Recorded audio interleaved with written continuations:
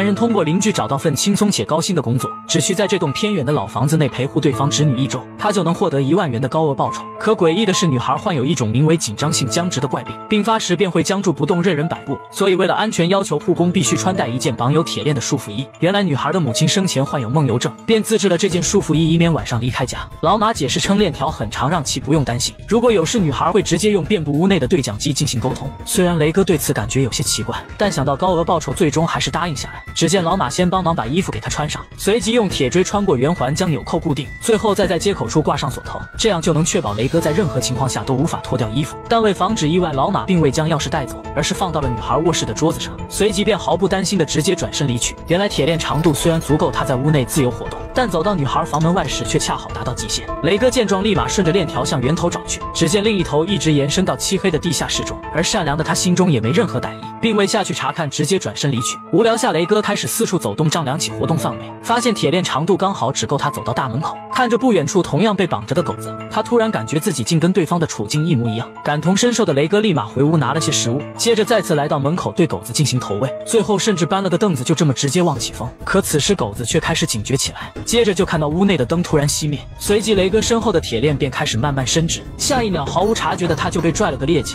雷哥见状立马回屋打开灯查看起来，可就在打算顺着铁链找过去时，对讲机却传来一阵嘈杂的声音。以工作为主的他也顾不上刚才的古怪，赶紧回应，但那边的动静却直接消失不见。担心的雷哥只能尝试着打开房门，发现女孩仍身处病症中，并未恢复。可就在他准备离去时，卧室内的厕所却传来一阵吱嘎声。无法走近的雷哥只能呼喊着询问，而自那声后，厕所内便再无动静。以为只是墙壁年久失修的他也没在意。很快时间来到了晚上，雷哥回到自己屋内准备休息，一抬头却看到墙上挂着副恐怖的女巫画像。疲惫的他也没多想，直接躺下。可没一会儿，身后的砸击声便将其惊醒。只见那幅画竟自己掉了下来，高度平齐后，女人阴森的眼神直接望向了他。感到不适的雷哥赶紧将画转了过去，但不久那不寒而栗的感觉却再次袭来。只见不知何时画竟诡异的重新转了回来。惊吓之余，雷哥连忙坐起身，他怀疑是女孩苏醒后再调皮捣蛋吓唬自己。为证实心中猜测，他再次将画转了过去，随即面朝画躺下死死盯了起来。可这次注视许久都无事发生，逐渐放松下来的雷哥也慢慢睡着。但没一会儿，他就再次被一声砸击惊醒，不知是不是刚才没放好画竟自己倒地。可打算将其立起来时，雷哥却发现了不对劲，女人的瞳孔好像缩了起来，仿佛正怒视着他一样。下一秒，雷哥便在恐惧中再次惊醒。原来刚才诡异的一幕只是噩梦，彻底失眠的他只能起身来到客厅。可就在准备烧火取暖时，却看到炉子内有个造型怪异的兔子玩偶，而还没等他弄明白这到底是什么东西，女孩就端着把弓弩走了出来。雷哥连忙解释自己是他叔叔找来的护工。安娜听后这才放松下来，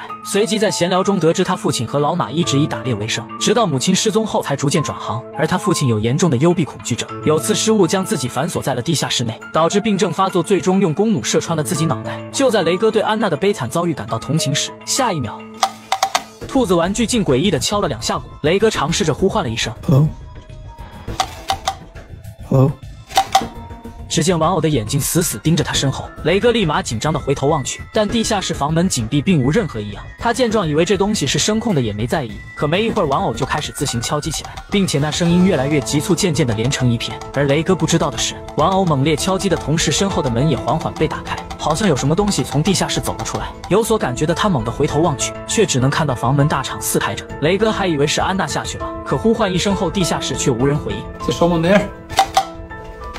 接连出现的诡异状况终于让他感觉不对劲，拿起炉钩和玩偶小心翼翼地走了下去。只见不知何时，地下室的灯已被打开，空旷的场地让此处一览无遗，除了地上钉着铁链另一头外，这里几乎没有任何东西。可就在雷哥准备离去时，却发现了异常，一面木质墙壁上竟有个圆形小洞，漆黑的洞口证明后方肯定还有空间。雷哥连忙举起手电向里照去，可下一秒就被里面的尸体吓了一跳。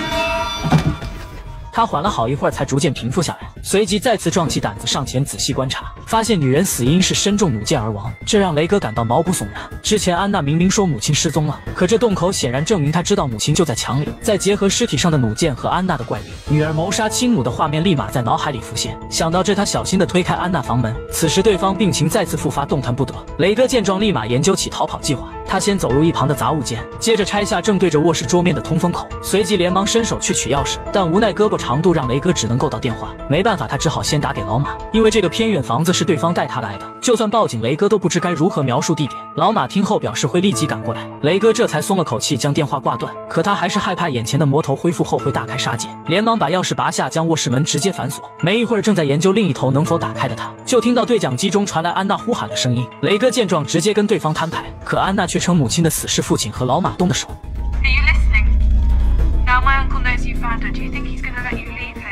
彻底懵批的他只能再次来到房门口，可雷哥又怕是对方的阴谋诡计，他机智的先找个凳子站了上去，接着透过上方的玻璃窗让安娜将弓弩放到门口并离远，随即才小心的打开房门，接着迅速拿走放在墙边的武器，确定在无危险后才和对方沟通起来。原来几天前安娜无意中发现家中的兔子玩偶有检测灵异的功能，一旦附近有脏东西就会敲鼓提醒，这也帮其最终找到了藏在墙里的母亲，而这个手笔只有经常出入的家人能做到。在他逼问下，老马终于吐露实情，原来是有次他和安娜父亲打猎时不小心把安娜母亲当成猎物给误杀，为了不坐牢，兄弟二人只好将尸体埋入墙里。雷哥听后意识到老马不会放过知晓秘密的自己，连忙让安娜打电话报警，并将钥匙递过来，但对方听后却不为所动，而是从厕所穿出件雷哥极其眼熟的外套。原来安娜的故事还没讲完，她称雷哥1年前就来过此地，这件外套就是他留下的。当时安娜父亲被困地下室，最终导致幽闭恐惧症发作自尽，而他就是那个将地下室房门偷偷锁上的罪魁祸首。听到这，雷哥思绪彻底混乱，因为他对安娜所说之事丝毫没有印象。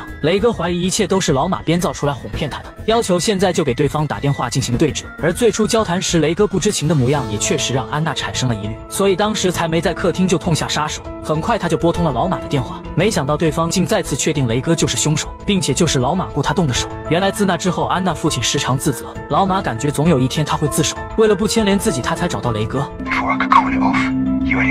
雷哥大声辩解对方在胡说，称赶紧报警让警方来调查一切。I can't。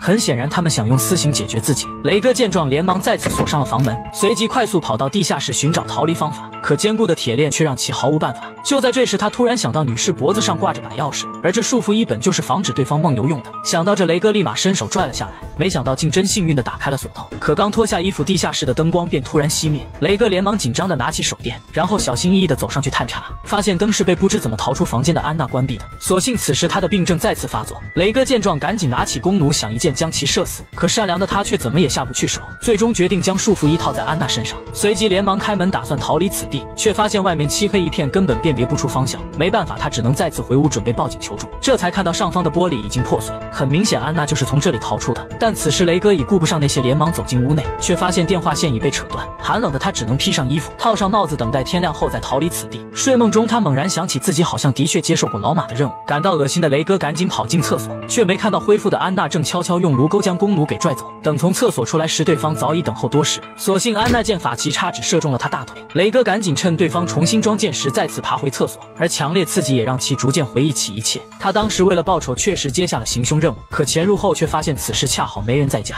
并且等了许久目标也没回来。外套就是当时因焦虑而遗落的，只因良心未泯的他已有些后悔。但雷哥明白就算自己走掉也还有别人前来刺杀，决定留下警告信息让对方有所防备。可刚写完就听到地下室传来一阵狂笑，他小心地走过去查看，发现此时房门已经上锁，但在好奇心的驱使下，雷哥还是拧动钥匙走了下去，随即便发现因幽闭恐惧症而自尽的目标，他吓得直接慌张逃离了此地。可老马却以为这是雷哥的作案手法，当晚便找到他支付了酬金，但雷哥却称并不是自己动的手。 Was it you? Why would I lock him in, then come back and ask you to do it?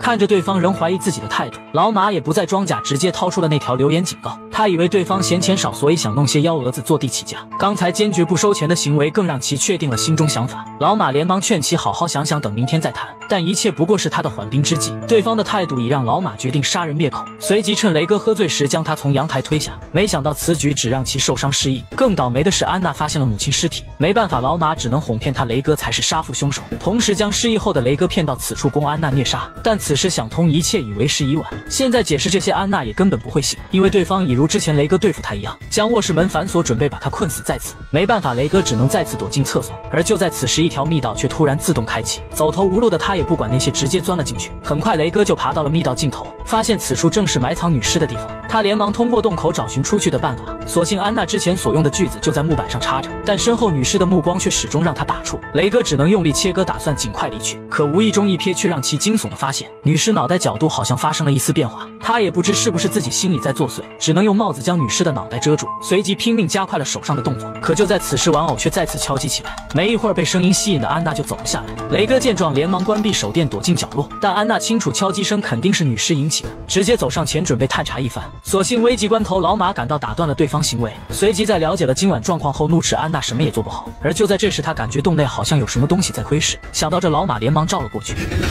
但他还是看到了那一闪而过的身影，立马举着手电上前仔细张望起来，紧接着便看到了无处躲藏的雷哥。可还没等有所反应，下一秒一支箭弩便扎穿了他的肩膀。原来安娜明白老马也不是好人，打算同时也将他给解决掉。安娜也没指望自己稀烂的射术能一下干掉对方，她要做的就是将其打伤，随即从容上楼将地下室大门反锁起来。他准备用同样的方法将对方困死。此时身处险境的老马再次跳反，劝说雷哥先摒弃前嫌，一起想办法逃出去。没一会儿，他就看到锯子再次挥动起来。阴险的老马见状，立即举起棍子躲到角落。他之前的话语也不过是为了引对方出来。可就在此时，对讲机里却突然传来雷哥声音，他声称自己逃跑后会立即报警，让老马坚持住。原来就在刚才，雷哥发现此处还有个通风口，他拼尽全力，终于从狭窄的洞口钻了出去。听到声音的安娜却有些惊讶，她没想到雷哥竟对想要置自己于死地的人还抱有善心。想到这，他缓缓地来到大门处，看着对方准备带狗一起离去的举动，安娜终于相信对方不是杀害自己父亲的凶手。另一边，老马却彻底懵批，如果刚才对讲机里雷哥说的是真的，那现在这个在墙里使用锯子的人又是谁？此时对方终于将墙板割断，老马见状连忙惊恐地躲到一旁。细思极恐的他此时突然明白，那天到底是谁把门锁上，将安娜父亲困在了地下室内。下一秒，他就看到了毕生难忘的一幕。